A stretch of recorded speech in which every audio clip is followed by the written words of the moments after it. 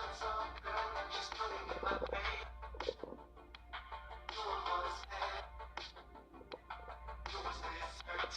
unique shopping experience, Merchantsville.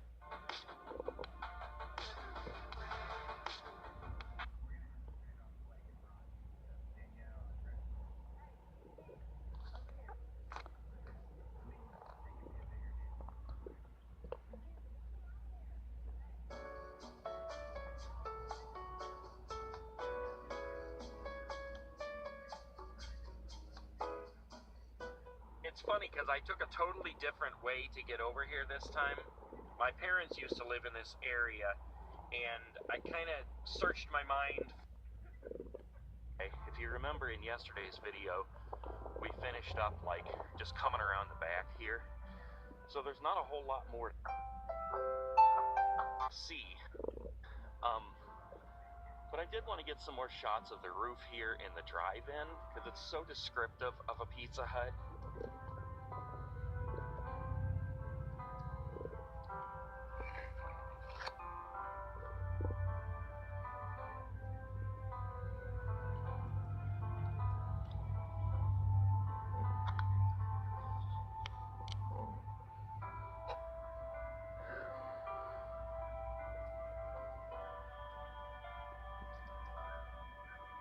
I don't know what that thing is. I thought maybe it was the old sign, but I think it's actually something that come out of the cooler there.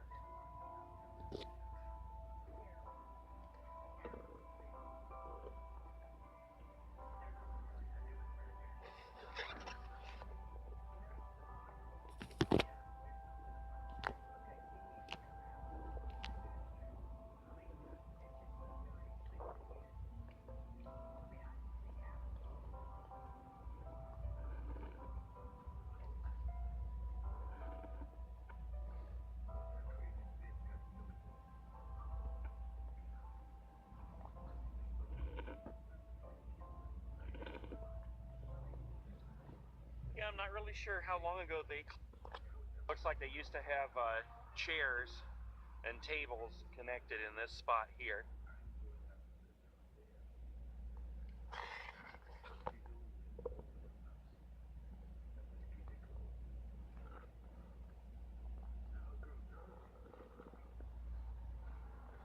Hey everyone, I am at the last Kmart in my hometown, and it is about the last week that this Kmart is in business. If you have ever wondered what it's like the last week of a Kmart, this is it. I am shocked. I was here just a couple weeks ago doing a Facebook live stream, and it was, there was a few empty shelves, but it was nothing.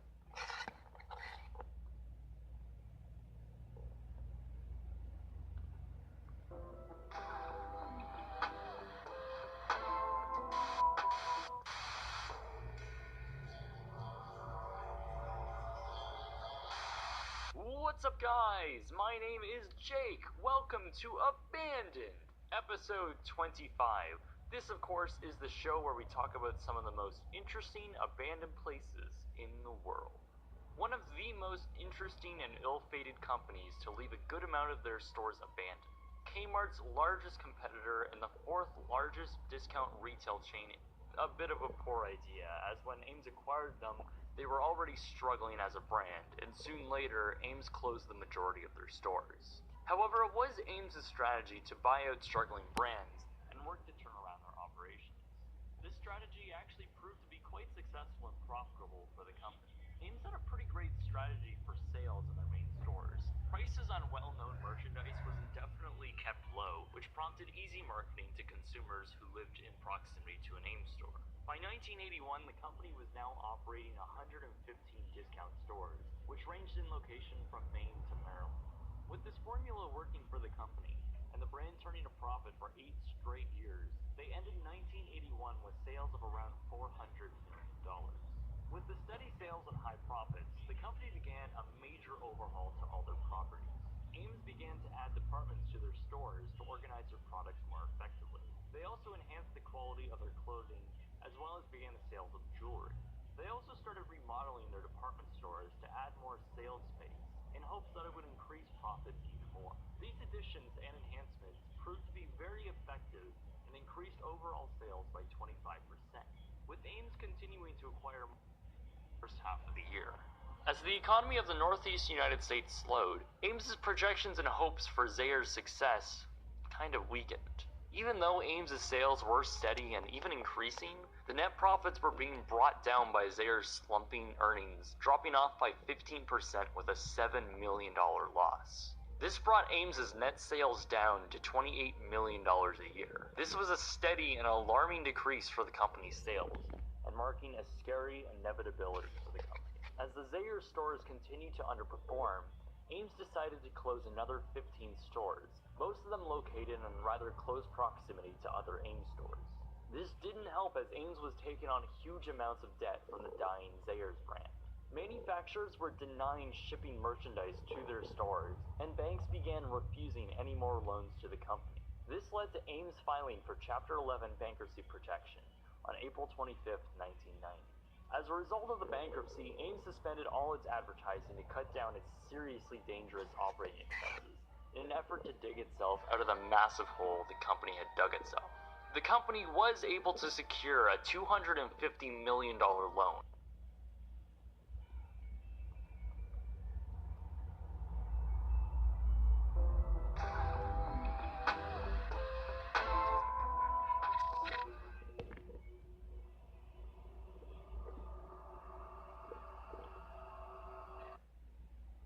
What's up, guys? My name is Jake. Welcome to Abandoned, episode 32. This is the show where we talk about some of the most interesting abandoned places in the world.